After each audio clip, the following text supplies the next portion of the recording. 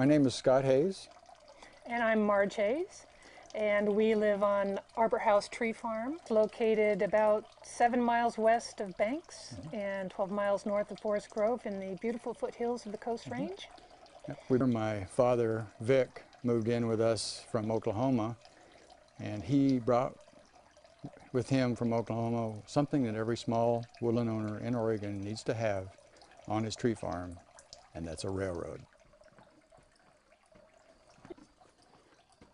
It's 40 acres, and with an acre set aside for the home site.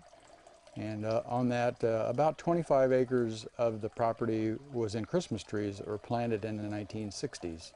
And the rest of it was either clear-cut before we purchased it and replanted, or in various stages of second growth timber.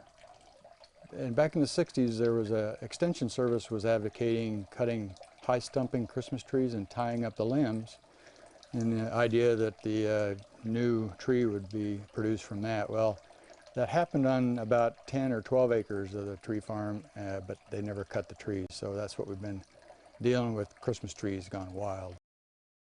The fire hazard from those escaped Christmas trees was pretty dramatic because there were ladder fuels all the way to the ground. You literally could not walk through the 7 or so acres because of intertwined branches. So our first 5 years we spent limbing, pruning, and burning piles and getting the hazard reduced, and then cutting extra fuel wood that we used to heat the house with. And then in the last 3 years we've been commercially thinning. So as we've opened up those trees, the undergrowth has changed. We do interplant different species, and we're experimenting with bringing in more species that the band-tailed pigeons feed on, especially in the open areas. The band-tailed pigeon project is actually registered with the Conservancy Registry. That's the habitat for the pigeon feeding. Cascara, chokecherry. This is our poplar plantation. It's a small area, but we've been experimenting with them. They're about 7 years old. The trees that eventually clear the elk just take off. They're doing very well, but we still have many shrubs in the area where the elk just continue to eat. Yeah. These are frost-resistant poplar. We got them from the Elkton Nursery.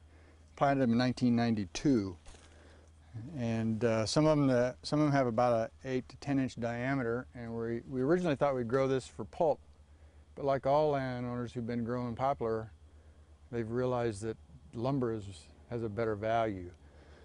So we just want to make this property the best we can possibly make it. We want to leave it better than when we found it. So we want to enhance the habitat for wildlife and make the forest as productive as possible, while also encouraging other species of trees and plants to inhabit the land.